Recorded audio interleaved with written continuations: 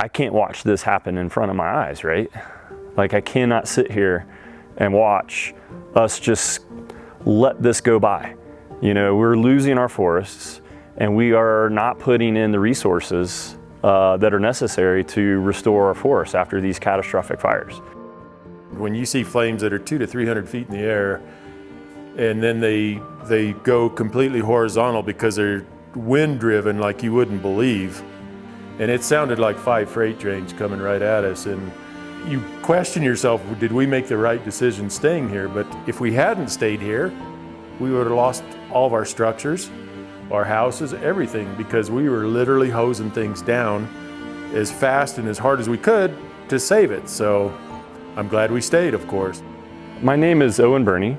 I'm a professor with New Mexico State University and director of the John T. Harrington Forestry Research Center, which is located in Mora, New Mexico.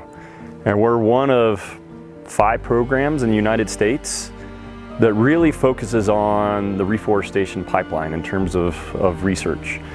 And that pipeline is about seed, so seed collection, seed banking, seed processing, genetics, nursery programs, so how we cultivate and propagate seedlings for planting, which is the third part of the pipeline, in disturbed areas. And when I talk about disturbed areas, it's really about these post-fire environments here in the Southwest and in the West in general.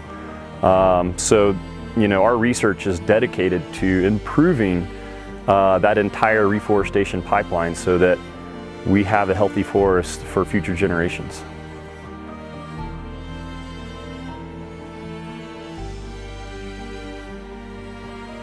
On the notorious Friday the 13th of May, will go down in the history book and the record book for me, as far as I've never been so scared and so mad in all my life, that one day.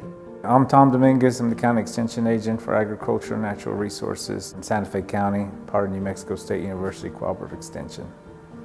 Us as Extension, we are the biggest resource here locally. We know where the fire stations are, we know the fire chief, we know those resources. So in that term, we probably were the key person to make those connections between emergency management and any kind of emergency services that were needed for that time. Space was needed, and that's what we provided here at the fairgrounds. There was some space that was needed for relocation of some of the shelter animals from those counties affected, Mora and San Miguel. So we were quick to respond to that and make room for them to come here. After that, donations were a big thing. There was a lot of PR media going out in terms of needing donations, and we were also the location spot for that, people bringing in donations. We were all working together here those weeks for the benefit of the animals, the pets and livestock and so forth. So the biggest thing that came out of it was just people helping each other out. Just everybody was on the same page with that, for sure. All you have to do is look around here, do a 360-degree turn, and see the devastation. And so I really hope they can expand that place.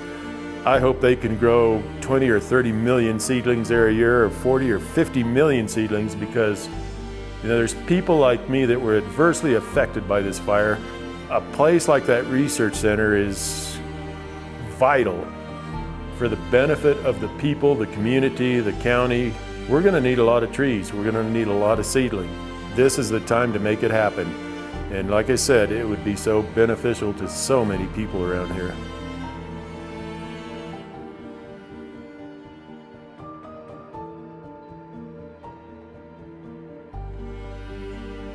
So the existing reforestation needs can only be met through building the resources to do the work.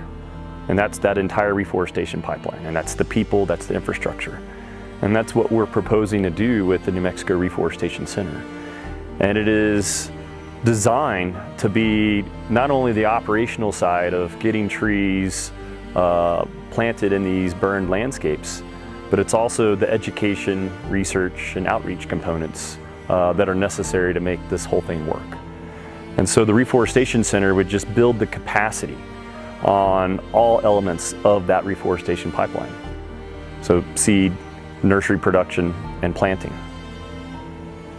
We have the capacity to move mountains as humans, we really do. We could put an army on this. We could make a difference in an entire year if we put the energy and resources together. We have that capacity as humans. We have the knowledge and the ability. We need to be doing things at a large landscape level, and we need to be doing it now. The most important thing to do is invest not only our time to do the research and the education and the outreach, but also just help build the entire program that is that reforestation pipeline. As much as I would love to be all in on the research, I can't do my research if we're going to continue to lose our forests. So there's an element of the political part to help promote the foundation of just reforesting our landscape, but we can advance how we do that operationally through education, through research, and through outreach.